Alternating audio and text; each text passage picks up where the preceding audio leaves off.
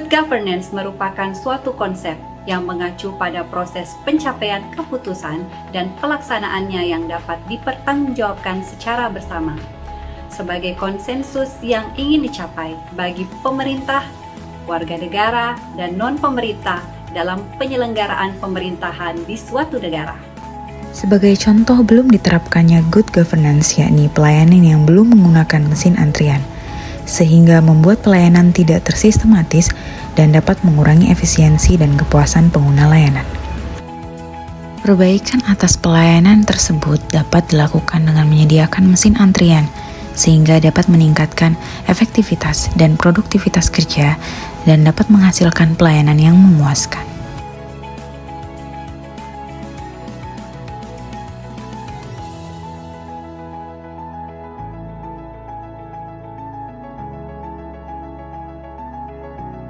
Salah satu tugas Pranata Laboratorium dalam penyelenggaraan pendidikan yakni pelaksanaan responsi ataupun penilaian atas pemahaman mahasiswa dalam berjalannya praktikum.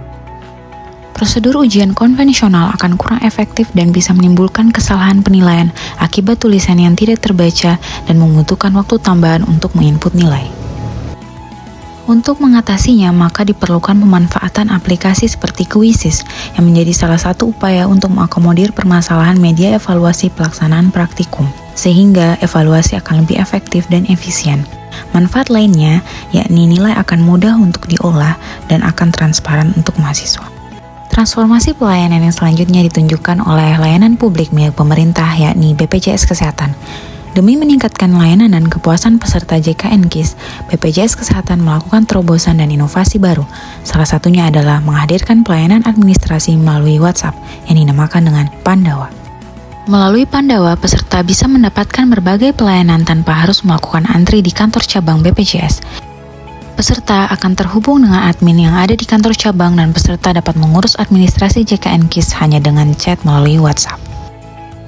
Contoh lainnya dari belum diterapkannya good governance yakni dengan penggunaan cara manual dalam pendaftaran pasien yang akan melakukan pengobatan. Pasien diharuskan untuk mengisi form di lembaran kertas dan masih harus melampirkan berbagai berkas fisik sebagai syarat pendaftaran. Cara yang manual seperti ini dapat menyebabkan waktu tunggu pasien semakin lama sehingga proses pelayanan pasien juga semakin panjang. Proses pendaftaran pasien di pelayanan kesehatan haruslah memanfaatkan teknologi, yaitu dengan menggunakan pendaftaran secara mandiri oleh pasien dengan hanya membaca kartu kontrol pengobatan dan melakukan scanning barcode untuk bisa melakukan pendaftaran dan lanjutkan dengan penyertakan surat jaminan kesehatan. Pendaftaran secara mandiri ini mampu mempercepat proses registrasi pasien sehingga pasien tidak butuh waktu lama untuk segera mendapatkan pelayanan sesuai kebutuhannya. Untuk pemeriksaan penunjang yang sebelumnya masih menggunakan kertas ataupun hasil rongsen yang berupa film, sekarang sudah dapat diakses langsung di ruangan setelah pemeriksaan penunjang itu diselesaikan. Hal tersebut akan memudahkan dalam pelayanan terutama pasien yang membutuhkan penanganan segera tanpa harus menunggu lama hasil lab ataupun rongsen. Cukup sekian yang dapat kami sampaikan. Kami, ASN, mengharapkan terwujudnya smart governance sesuai dengan ketentuan peraturan perundang-undangan untuk menjalankan fungsi ASN sebagai pelaksana kebijakan publik, pelayan publik, dan perekat dan pemersatu bangsa. Semangat ASN muda. Wassalamualaikum warahmatullahi wabarakatuh.